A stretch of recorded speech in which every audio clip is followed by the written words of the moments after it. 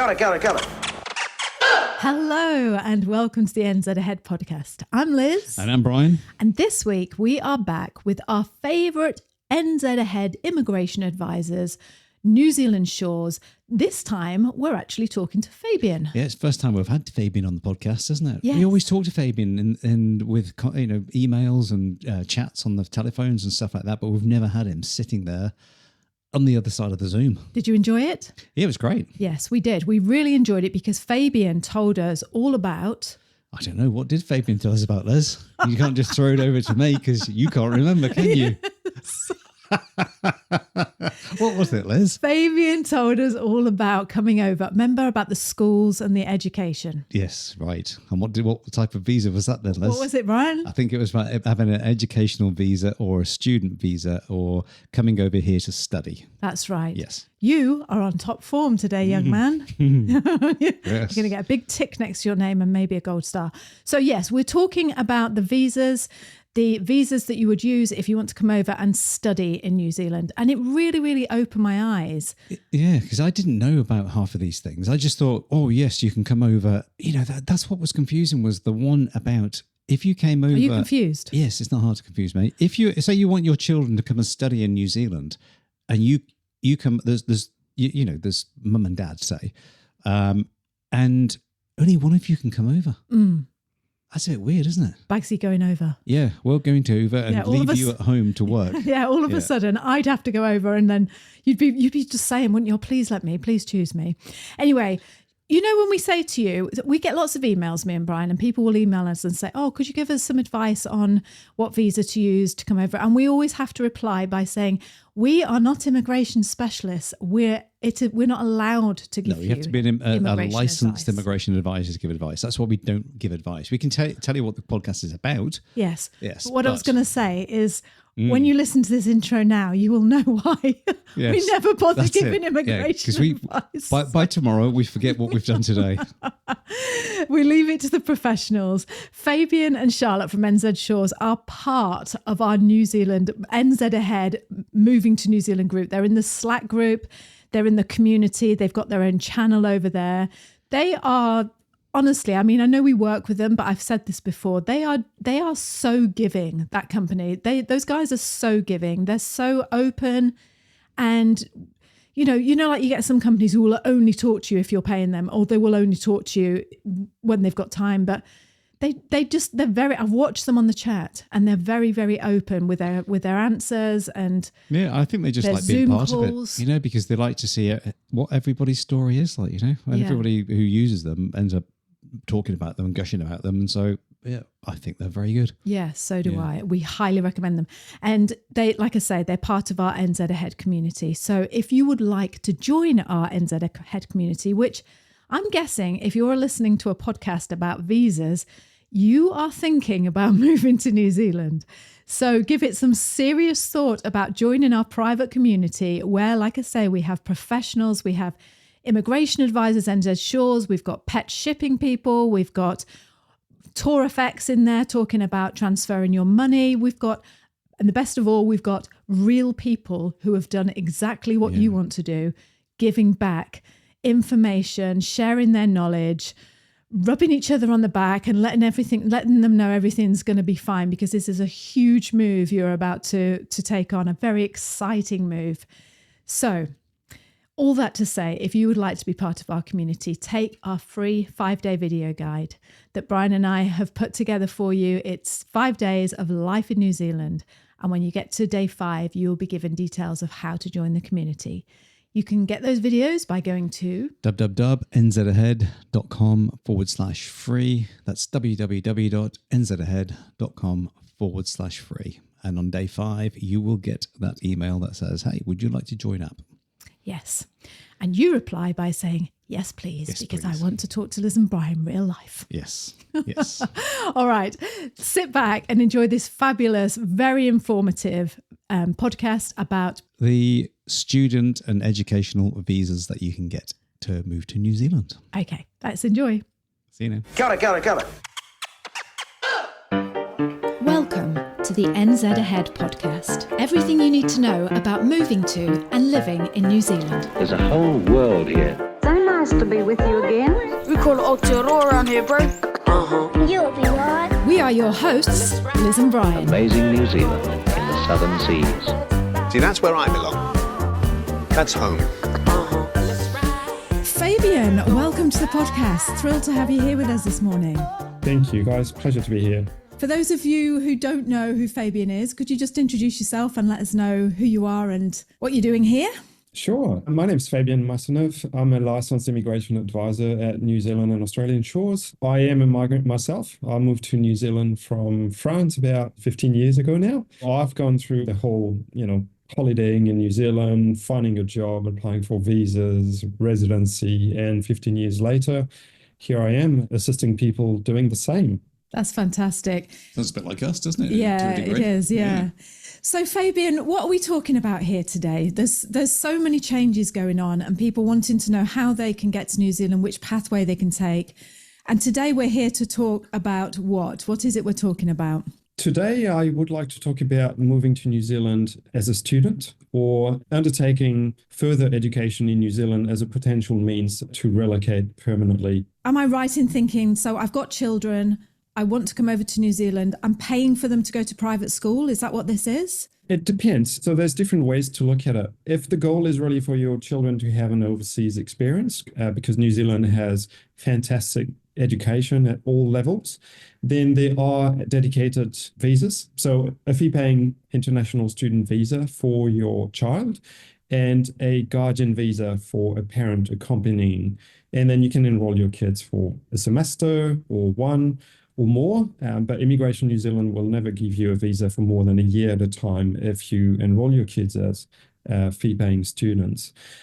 If you like to study yourself, let's say you're in your mid-30s or 40s, you're at the stage in your career where you could really see some value in upskilling or perhaps even a complete change of career. There are some conversion study options that will allow you to do this. Then you can potentially bring your family. It depends the course that you're going to choose, and we can help you with this. The level of study, there are quite a few different parameters to meet.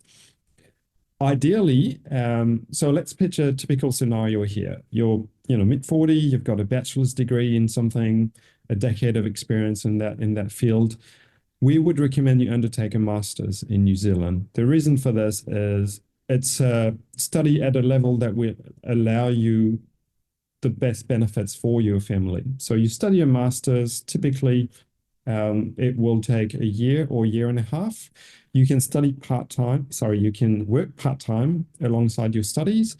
Your partner can actually get full open work rights, and your children can study at school free of charge as the children of a partner of a master's student. Once you complete your studies, after 12 or 18 months, even 2 years for some masters, then the entire family should be eligible for 3-year open work visa. Open work rights for the parents, open study rights for the children, so again, free of charge. Therefore, plenty of time for either partner to secure a skilled occupation and then apply for residency. Residency naturally would be a completely separate application, but a master's from New Zealand will actually put you in a really good spot for employability and for visa options as well. So if you were doing a master's degree, what would a rough idea of the price be for, because it's going to be 1 to 2 years, isn't it, that you're going to take your master's? That's correct. Yeah. So a master's is typically 120 to 240 credits. And depending on the education provider and the course itself, this might be crammed into a year, or this might be spread across 2 years. You are on average looking at around about 50,000 New Zealand dollars for tuition fees for a master's course for a year. And then you need to demonstrate as part of your visa application, your student visa application, that you have at least $20,000 maintenance funds for living costs per year of intended study. And is that just for yourself, or is that for? That's just for yourself. Yeah, the family needs to demonstrate an additional $4,200. It's a very fixed figure. What, per person, or is that? No, for the rest of the family per year of study. And then the last bit in terms of maintenance funds is you need to show that you have enough money to pay for outward travel should the need arise. So we typically add an extra 2,000 per person for that one. Yeah, and this is all New Zealand dollars, isn't it? Yeah. Yes, of course. Yeah. This is a really interesting way of being able to get a visa. I've just got a few questions. So number one, what is this visa? We're talking about the adults coming over and studying, taking a master's in New Zealand that enables their partner to be able to work. Their kids can come to school for free. What is this visa called? What's the name of it? So the student would apply for a fee-paying student visa. We also refer to this as an international student visa, but the name is fee-paying student visa. The partner would seek a partner of a student work visa, and the kids would actually fall under the partner, not the student themselves. So that would be a dependent child student visa if they're age 5 or above, or a dependent child visitor visa if they're under 5, which is fine to go to kindergarten or kindy, as we call it. And two more questions, sorry, Brad, while it's just on my mind. Yeah. So is there a certain thing that you have to study? Like, can we study anything, or are there certain rules? Oh, you've got to study like engineering or teaching, you know, or what if I wanted to come over and do like a theatrical degree or something like that? Does that count? So if you're aiming for master's level, and that's why we recommend this for all families, it doesn't matter what you're going to study as long as you're studying at master's level, because immigration policy states that anything level 9 and above give those benefits. If you're aiming for below masters, then we are very particular about what you're going to choose, because only a small selection of courses will actually warrant post-study visa or partners' work rights and therefore kids' study rights. If you wanted to study a postgraduate diploma in IT, for instance, then you wouldn't really get any major benefits to this, because it's not a master's level and it doesn't fit on such or such list. If you were to study a 3-year bachelor's of nursing, on the other hand, now the registered nurse is on the green list, and that course is obviously a match leading to that sort of role. So that would be suitable. So just to clarify, if I then take a master's degree and then I just want to work in a fish and chip shop for those 3 years that you were talking about, what happens there? Because you just automatically can come in because you've got a master's degree? Yep. So you come in as a student, you study your master's, you graduate, but if you decide to work in a fish and chip shops for the subsequent 3 years that your post-study work visa will allow you, you are really wasting your time. Upon graduation, so you get the benefit from graduating by having the ability to seek a 3-year post-study visa. You need to make the most of that time to get a skilled job. It could actually be a fish and chip jobs manager, yes, but not a simple worker. It would have to be a manager to allow you to pursue residency. For most people, this would look like this. The residency option would likely be under the skilled migrant point system. You would get 5 points for your master's, granted in New Zealand. You would just need to work for a year in New Zealand in a skilled occupation to claim that missing 1 point, because the skilled migrant category requires 6 points for you to be eligible. So 3 years as a fish and chips worker, not really. 3 years in a skilled occupation, yes, most likely. It'd be nice, though, wouldn't it, Fabian? Getting fish and chips every night for you tea. Be nice. I'm looking forward to that, Bri. You getting a job at the fish and chip shop? Yeah. It's not actually a bad example. We actually do have a few people come to us on a regular basis in such position. You know, they graduated in New Zealand, they spent all that money towards, you know, a globally recognized education, and they wasted a fair bit of time on the other end of it. You need really to put all your efforts into finding a role that will lead you somewhere. And for people coming to us early on in the process, we actually map this out for them. We tell them, you should aim for this type of course.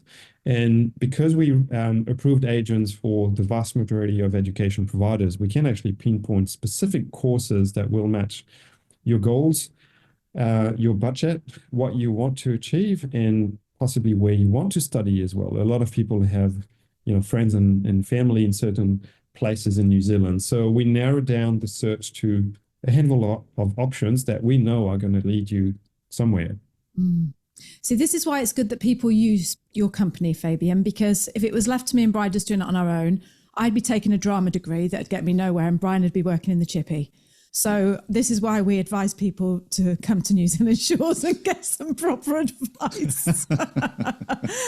Yeah, I just look for the what would be the easiest for me, and I'm thinking, do I really want to be stressed out doing those big jobs? But yes, I just wanted to just make sure that the master's degree means that yes, you can come into New Zealand and stay here as a post study. Yeah. Okay, then. So that's the fee-paying student visa for me if I'm an adult and I want to come and take a degree and do my master's. What happens now then if I can work remotely? I've still got my job back in the UK, but I want my children to come over and pay for education in New Zealand. How does that work? What visa is that? You are here because you love New Zealand, just like me and Brian. And me and Brian made it our reality of moving over here. We arrived in New Zealand in 2009 with 2 small children, and I tell you what, hardly any information to our name. We came over here with no resources, no contacts, we knew nothing. One night while we were sitting around the fire when we got to New Zealand, we said, wouldn't it be great if we made something for other people in the same situation as us that gave them everything they needed to know about moving to New Zealand? And that's just what we did. We started a community of people, of like-minded adventurers from all over the world who are making their dream of moving to New Zealand a reality. This community is made up of 400 beautiful souls, each one bringing their own story, their own needs, their own information to our community. And I just love it. I tell you, it's just the best community in the whole wide world. If you would like to be part of that community or get to know more about it, then you can take our free 5-day video guide that we offer. This is a video guide that Brian and I created, showing you some aspect of life in New Zealand every single day. There is nothing like this on the internet. You won't find it anywhere else. It's brilliant and it's unique and it's free. So sign up to those 5-day video guides, and on day 5, I'll give you more information about how you can join our beautiful New Zealand community. Sign up now by going to www.nzahead.com/free. That's www.nzahead.com/free. Get to day 5, see all about our community, and I hope to see you on the other side. Okay, let's get back to the show. In New Zealand, how does that work? What visa is that?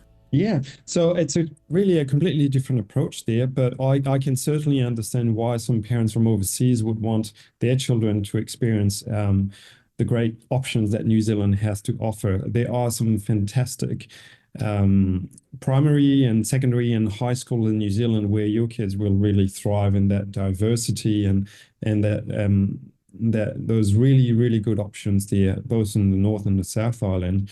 What this would look like is we would seek an offer of place from a school, the same we would from a university if it was for yourself. And once we have that offer of place, we apply for a fee-paying student visa for the child. Now, there are a couple options for parents. The best one, and the one we recommend, is the guardian visitor visa. If your child is coming to New Zealand to study, they're obviously a minor. Depending on their age, they need to be accompanied with a guardian, or they can board in some cases. If you want to accompany your children, then you need to apply for a guardian visitor visa.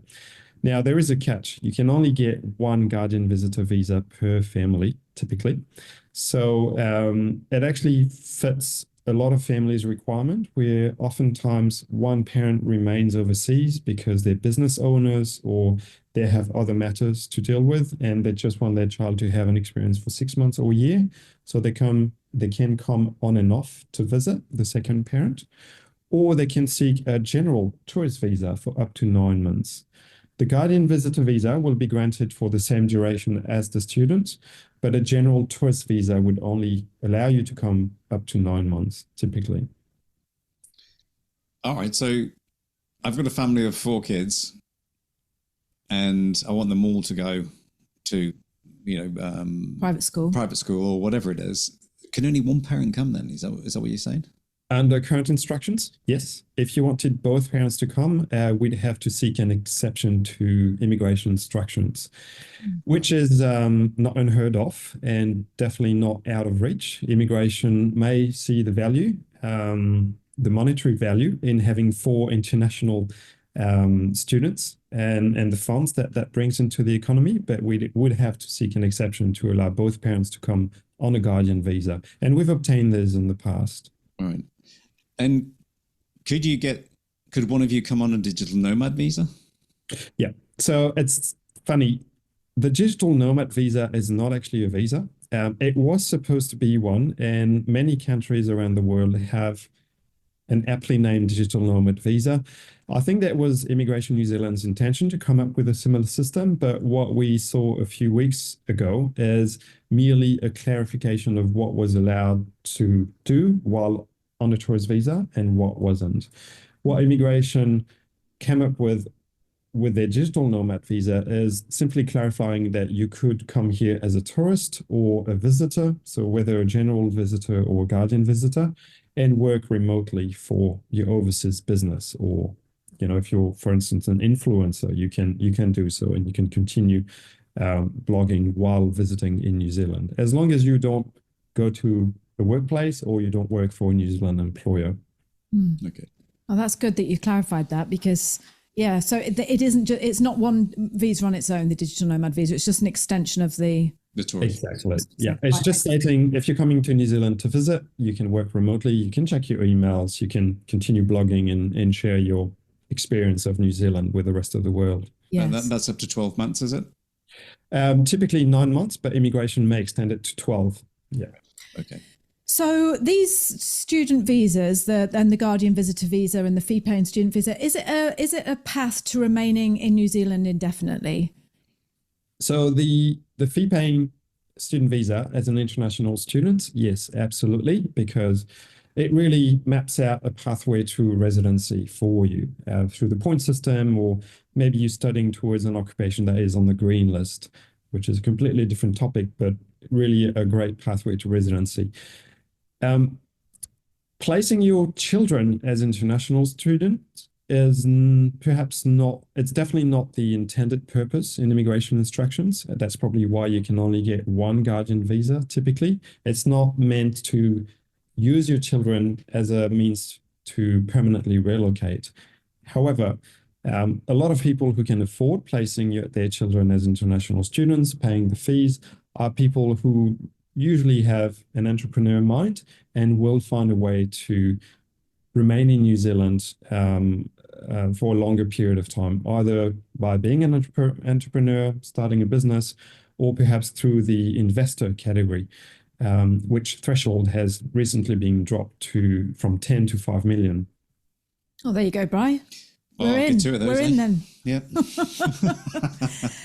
Fabian, can I ask you, do you feel like the education system in New Zealand is highly regarded? Yes, absolutely. Yeah. Coming from a French-speaking background and a French educational system where the emphasis is academic, but you don't get out of the school system with a lot of life skills, I would say. I find that New Zealand has the perfect balance.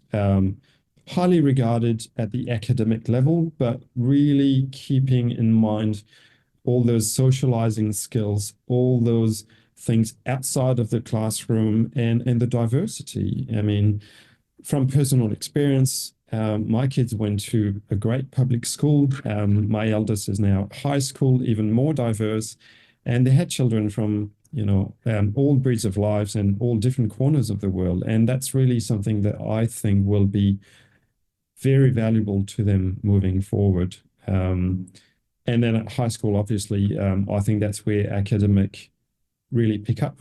I can't follow my 13-year-old in math anymore. Is out of my reach at this stage. So yeah, in a nutshell, I think the education system in New Zealand is really got a good balance. Thank you for answering that. Yeah, just one of those things, Because a lot of Scandinavian companies are banning devices and things in education. What's it like in New Zealand for children? Is it going to be device orientated, or is it more textbook and exercise books? Bit of both. I would say, again, here, I'd like to think schools have struck the right balance. Kids are allowed to have devices and actually are encouraged to use them, which means they will get that computer literacy coming out of school. But I see the guidelines and the rules around the use of devices outside of academics as it's actually quite strict. So they're not left on their own, playing Roblox or whatever it might be. There are some strict boundaries and guidelines, and also some quite detailed information circulated to parents about online safety and being safe around internet and blogs and whatnot. No, good. It's good to know. I'm so glad you said that about the schools, because that's exactly what we've picked up. It's that diversity is the key, isn't it? It's all very well, academic, but that's not what real life is about, is it? They need to learn life skills, and I think you're spot on. I just want to remind people as well that Fabian and Charlotte from NZ Shores are part of our NZ Ahead community. They've got their own channel over in Slack, so you're there to answer people's questions. And I just want to publicly say a huge thank you to you guys. We love having you with us on board with NZ Ahead, and we really, really appreciate the help that you give to people. And we will put all your details down below in the description. But if people want to reach out to you, Fabian, how hard is this visa to get? I mean, is it like pie in the sky, or are they giving them out readily? Good, easily. There you go. If I'm thinking of this, is it realistic for me to think of it? And what's a good time to start with it?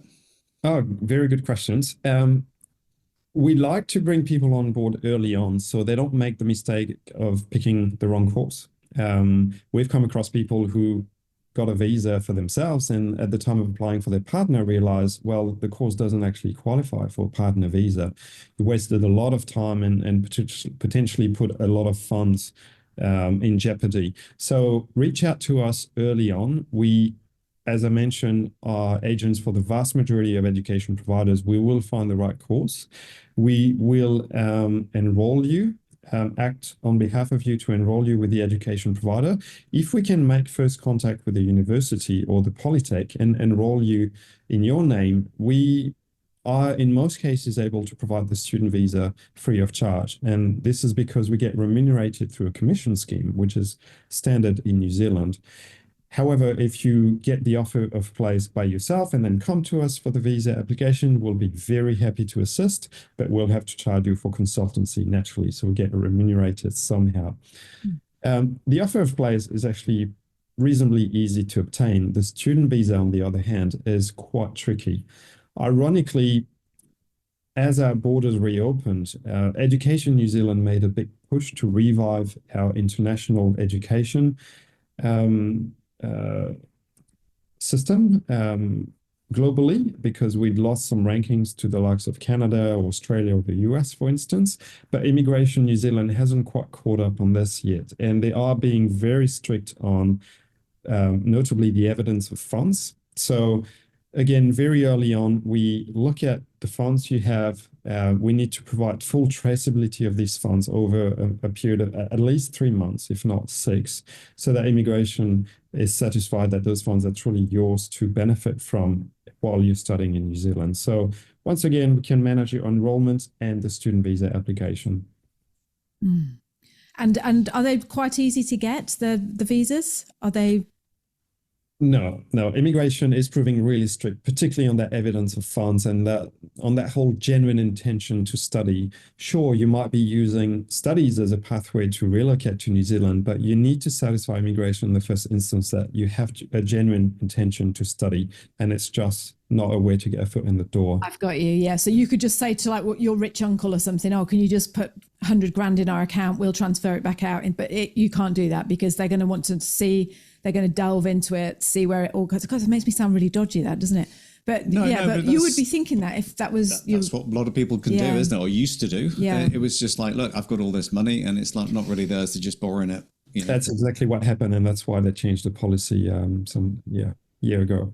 Okay, Fabian, we know you are. Thank you so much for giving us your time this morning. You've been absolutely fantastic. Is there anything that we haven't covered, that we haven't asked you, that you feel people need to know about before we let you go? The reason we do this job is we love meeting people. We love finding out about your plans, where you're coming from, what you'd like to achieve, and tailoring a solution for you. I hope our spiel about studying in New Zealand wasn't too complex. It can get quite tricky sometimes because policy is very much black and white, and some things you can do, some things you cannot. So reach out to us through the Slack community. Again, thank you guys so much for allowing us to be part of this community. We love chatting with people on a daily basis. Tell us what you'd like to do, where you'd like to go, and we'll find a solution for you. Okay, that sounds great. And if great. they're not in the Slack community, what's your email address? I think the best for studying is we have a dedicated email address, study@newzealandshores.com, and then one of our education agents will discuss your plans with you. Right. Okay, so study@newzealandshores.com. We'll put that up on in the description. Fabian, thank you so much for joining us this morning. It's always a pleasure to chat with you, and we always learn something new every single time. Yeah.